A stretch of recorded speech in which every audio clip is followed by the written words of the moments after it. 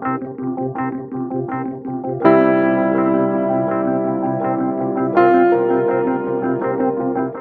dulu kalimat penutup Mas. Kira-kira ada optimisme dan cara menyelamatkan untuk masa depan demokrasi.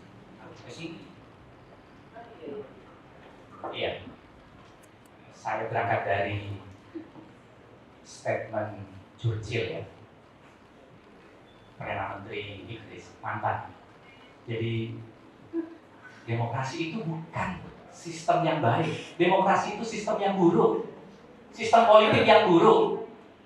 Tetapi belum ada sistem yang lebih baik menggantinya. Jadi apalagi sekarang, kalau kita bandingkan Churchill itu kan tahun 45, 55, 60 mungkin lebih bagus dibanding sekarang. Kalau sekarang saya apakah masih optimis atau tidak kalau misalnya pemilu 2024 nanti kita memilih capres atau caleg bukan memeriksa isi otaknya, tetapi memeriksa isi dompetnya. Kita mendahulukan elektabilitas dibandingkan integritas dan intelektualitas. Nah, kalau begitu, ketidakoptimisan merupakan optimisme tertinggi. Kenapa? Karena kita ingin keluar dari zona kenyamanan. Itulah kita perlu ya berimajinasi. Sistem apa yang melampaui demokrasi? Bukan kembali ke monarki, bukan merindukan diktator. Kan seperti itu ya. Kemudian soal revolusi di sini kan saya lihat mahasiswa, dan waktu itu saya masih mahasiswa ya. Jadi mengapa 97, 98 tidak revolusi tapi reformasi? Reformasi itu reform. Reform itu bentuk hanya menata ulang, tidak menjebol akarnya. Ya, karena yang memimpin reformasi adalah para mahasiswa yang kelasnya tidak jelas, disebut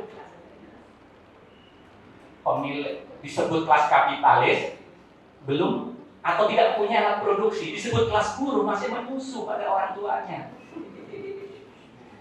Kan begitu ya? Sehingga kalaupun revolusi, ya revolusi sampai skripsi, mungkin beda kalau yang memimpin misalnya buruh, tani misalnya, atau perempuan, kaum perempuan misalnya. Jadi ya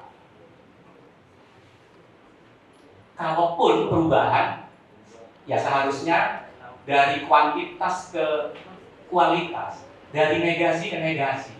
Ini kan tidak, hanya merubah orang-orang yang berada di pucuk piramid, dan kita sibuk menganalisis.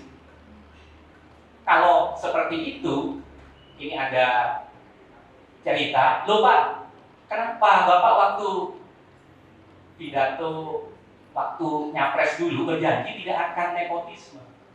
Lalu dijawab, lah sampean ini tahu nggak makna etimologis dari nepotisme? Nepos itu keponakan. Iya, tapi Bapak kenapa mendorong anak Bapak jadi calon wali kota, dan setelah jadi wali kota menjadi cawapres? Lah, kan nepos. Kembali ke makna etimologisnya, nepos itu keponakan. Ini anak saya sendiri. Terima kasih.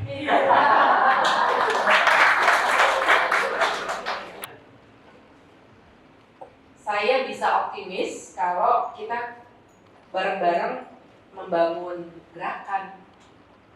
Itu tadi sempat saya sampaikan. Maaf ya, saya lagi batuk jadi agak terganggu sedikit.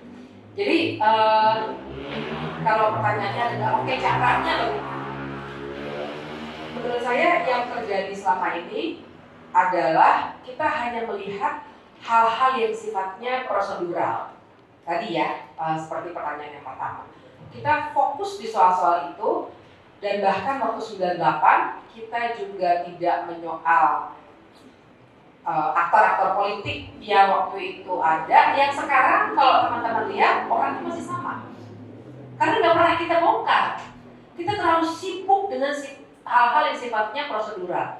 Mau pakai sistem pemilu apa nih? Mau pilpres nih, terus mau pemilihan langsung, presidensial threshold, parliamentary threshold, banyak sekali hal yang sifatnya prosedural yang kita bicarakan, tapi kita tidak pernah memusatkan perhatian kita pada cara untuk membongkar orang-orang yang sebenarnya adalah elit yang nyaringan caleg cawapres, capres, dan lain sebagainya, sehingga akhirnya mereka sekarang bisa membangun kakak politik yang kuat, oligarki menguat, itu semua karena kita terlalu disibukkan dengan hal-hal yang sifatnya prosedural. Jadi kalau caranya bagaimana, saya sih ingin mengajak semua yang hadir di sini, ibu-ibu, bapak-bapak, kawan-kawan, untuk berpikirnya ke depan. Jadi tidak hanya sebagai sebuah gerakan. Kita mau menamakan itu revolusi kah atau ya tentu saja ya, dan banyak hal lainnya boleh, tapi kita harus melihatnya sebagai sebuah gerakan besar yang sifatnya tidak hanya reaktif gitu. Reaktif tetap harus terus-menerus dilakukan, tapi tujuannya bukan itu. Maksud saya, hari ini kita bicarakan soal MK, udah berhenti, kita reformasi institusional MK. Kita bicarakan soal DPR, kenapa tuh bukan one person one vote, tapi one fraksi one vote. Perlu juga, tapi kalau kita berhenti di reformasi yang sifatnya institusional, kita nggak akan pernah bisa mengubah demokrasi kita ke sesuatu yang sifatnya substantif. Dan akibatnya adalah, seperti yang kita sudah rasakan sekarang, sebenarnya kan kita sekarang banyak sekali aspirasi yang tidak tersampaikan lewat jalur politik formal, karena kita bahkan tidak kenal wakil kita, dan tidak bisa minta akuntabilitas pada mereka. Kita coba jalur yang setengah formal, kita minta rapat dengar pendapat umum dengan DPR, minta audiensi, dicuekin juga, terus protes, demonstrasi dan lain sebagainya, dipidanakan seperti Rocky. Jadi jalan kita tuh ditutup semuanya, sehingga nggak ada cara lain selain membongkar hal-hal yang selama ini menutupi sampai demokrasi itu seperti yang sekarang. Jadi kalau kita berpikirnya institutional reform lagi, ya percayalah kita nggak akan bergerak, kita mereproduksi terus reformasi, tapi sebenarnya nggak jalan, nggak progresif. Nah itu aja sebagai penutup. Makasih. Terima kasih. Terakhir, Pak Rocky. Ya saya bukan so optimis ya. Ini udah senja. Semalam kalian berupaya untuk memastikan bahwa acara ini ada dan ternyata masih bisa berlangsung. Aku bermimpi dari malam bahwa demokrasi sedang berlaku. Sebentar lagi matahari akan tenggelam, tapi mata pikiran harus terbit dari matahari. Terima kasih. Oke, terima kasih Pak Widodo, Mbak Fitri, Bang Rocky. Walaupun tenggelam kita tetap harus bangun deh. Begitu. Oke, kawan-kawan, menakan dari kegiatan kita, dari perencanaan. Kami sekali lagi mohon maaf, hanya beberapa orang saja yang bisa hadir karena memang seperti disampaikan Mbak Titi bahwa ada 700-an, tapi kami hanya memberikan 100, dan terima kasih sudah hadir pada waktu ini. Mari kita kasih tepuk tangan sekali lagi untuk dan terakhir terima kasih kepada Bang Gayat selaku pemilik bonus.